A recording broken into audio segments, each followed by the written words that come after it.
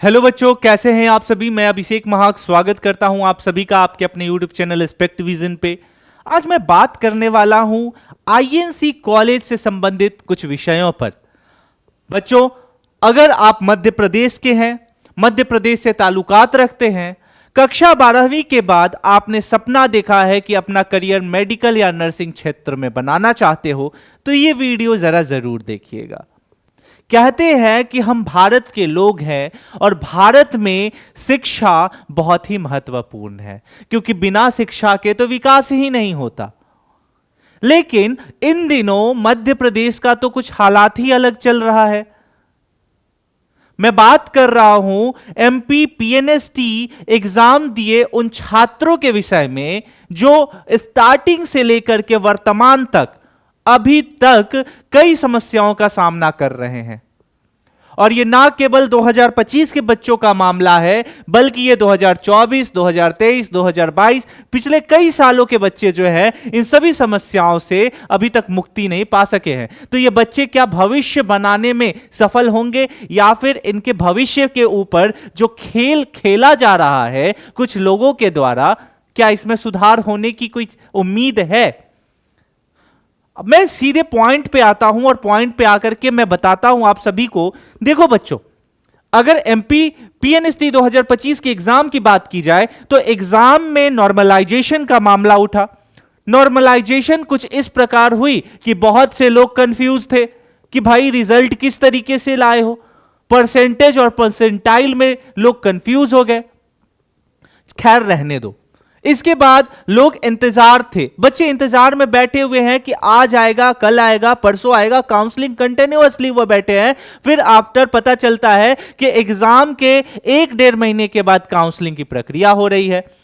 Counselling की प्रक्रिया हुई तो बच्चों ने बोला चलो भाई, पीछे की गलती माफ करते हैं, काउंसलिंग करवा दो, कम से कम आगे का हमारा रास्ता खुल जाएगा। काउंसलिंग में फिर पता चलता है कि सीट का यहां मामला है। जितने बच्चों ने एग्जाम दिया उसका तो सीट ही नहीं आया उतना, तो बच्चे, बाकी के बच्चे जाएंगे कहां? क्या उनका 1 साल बर्बाद हो जाएगा? उसकी जिम्मेदारी कौन लेगा? ऐसी बहुत सी समस्याएं देखने को मिल रही है।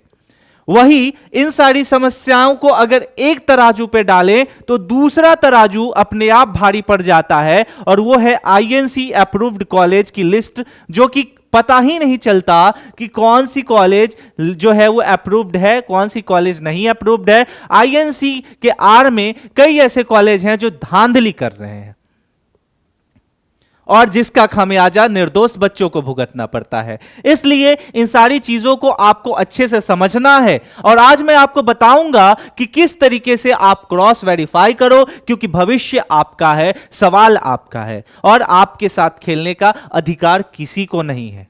आपके भविष्य को उज्जवल सिर्फ आप कर सकते हैं।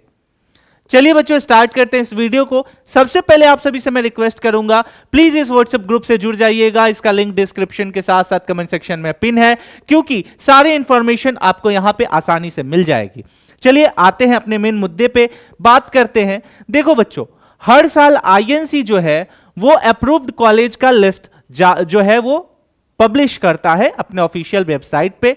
इसका दायरा कुछ इस तरीके से होता है कि कॉलेज का फैक्टर चेक किया जाता है कि क्या वहां का प्रॉपर जो एनवायरनमेंट है वो बढ़िया है, टीचर्स अच्छे हैं, वहां का इंफ्रास्ट्रक्चर बढ़िया है, पढ़ाई हो रहा है नहीं हो रहा है, बच्चे के लिए सूटेबल है कि नहीं है। इन सारे संज्ञाओं पे जो है आईएनसी प्रॉपर रिसर्च करती है, और देन आफ्टर अपने लिस्ट में सारे कॉलेज को मेंशन करती है।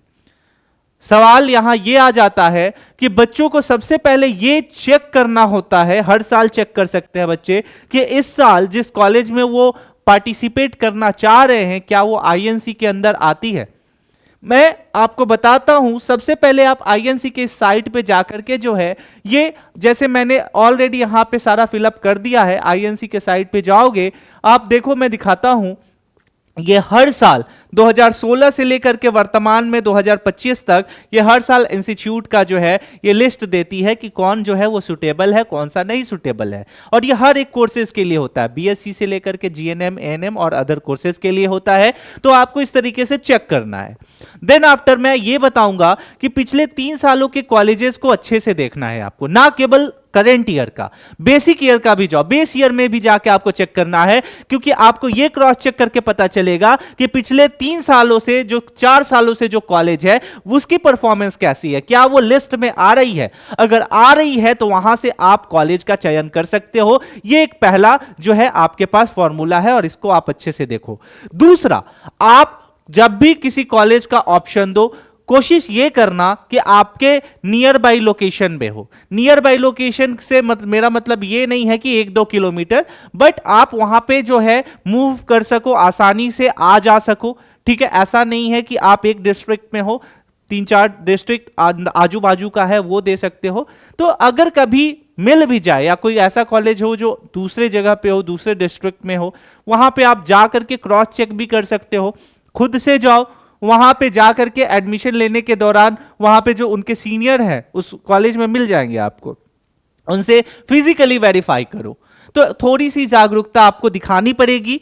जब तक आप नहीं दिखाओगे, हर साल आप जो है भली भांति आपको पता है कि नर्सिंग के क्षेत्र में क्या हो रहा है, बच्चे कितने परेशानियों को झेल रहे हैं।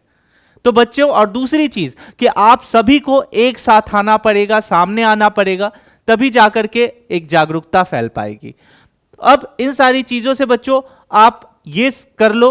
दूसरा कि अभी काउंसलिंग की जो प्रक्रियाएं चल रही हैं वहां पे आप देख सकते हो, आपको सीधे डीएमई सर्च करना है। डीएमई सर्च करके इसको ओपन करना है और ओपन करने के बाद ये 2026 वाले बच्चों के लिए भी मैं बता रहा हूं कि बच्चों जब आप एग्जाम दोगे और आपके समय में भी अगर सारी चीजें सही हो जाए तो बहुत अच्छे, उससे बढ़िया तो और कोई बात ही नहीं है। लेकिन पिछले ट्रैक रिकॉर्ड को देखकर मुझे लग नहीं रहा कि इतना जल्दी इन लोगों में सुधार हो जाने वाला है। तो आपके लिए क्या है कि एमपी एनआरसी में जाना, सीट चार्ट में जाना, सीट चार्ट को ओपन करना, यहां पे आपको सारा इंफॉर्मेशन मिल जाएगा। देखो यहां पे private college, government college, BSc nursing से रिलेटेड सारे कॉलेजेस की लिस्ट जो है वो सीट चार्ट दिखाने के लिए यहां पे मेंशन है। आपको इसको प्रॉपर ऐसे खोल करके रखना है, रेस्ट ऑफ चीजों को आपको नहीं देखना है। नाम देख लो नियर बाई में, और ये सिर्फ इसी का नहीं है बच्चों, यहां पे आपको हर जगह पे देखने को मिल जाएगा। ठीक है, मैं अभी दिखा देता हूं आपको ताकि आप अच्छे से देख लो। ठीक है, देखो अगर मैं बात करूं तो ये देखो बीएससी नर्सिंग का प्राइवेट का हो गया, देन आफ्टर आपका यहाँ पे जीएनएम का भी है। ठीक है, तो इस तरीके से आपको प्रॉपर हर एक चीज चेक कर लेना है। सवाल यहां पे ये उठता है कि मैं एक रिक्वेस्ट और आप सभी से करना चाहूंगा कि चलो ठीक है, आपने जो है ये सपना देखा है कि मुझे मध्य प्रदेश से नर्सिंग करना है, मैंने एमपी पीएनएसटी का एग्जाम देना है, तो बिल्कुल दो। लेकिन बच्चों 110% इन सारी चीजों को देखते हुए मैं आपसे रिक्वेस्ट करता हूं कि 110% अपनी करियर इसके ऊपर मत डिपेंड कर देना। आप इसके अलावा इसके अल्टरनेट एग्जाम भी दे सकते हो, जैसे एम्स जैसी एग्जाम है जो ऑन द टाइम चलती है, हर एक चीज उसकी सुव्यवस्थित रहती है। तो एम्स जैसे एग्जाम दो, एमएनएस जैसे एग्जाम दो। ठीक है, तो आप सीयूईटी दे सकते हो। ठीक है, एक बार आप बीएससी नर्सिंग कोर्सेज की डिग्री आपके पास मिल जाएगी। नॉटसेट जैसा एग्जाम दे सकते हो आप, एमसीआरई जैसे एग्जाम दे सकते हो आप। आगे बहुत सारे ऐसे करियर होते हैं। तो अपने आप को एक लिमिटेशन से बाहर लाके खुले दुनिया में लेके आओ, क्योंकि वहां आपके सामने बहुत सारे ऑप्शन उभर कर आएंगे। बच्चों अगर कोई भी डाउट हो बेझिझक आप हमसे कमेंट सेक्शन में पूछ सकते हो, हम आपके सारे सवालों का जवाब देने का प्रयास करेंगे। मिलते हैं अगले वीडियो में, तब तक के लिए स्टे सेफ, टेक केयर, जय हिंद।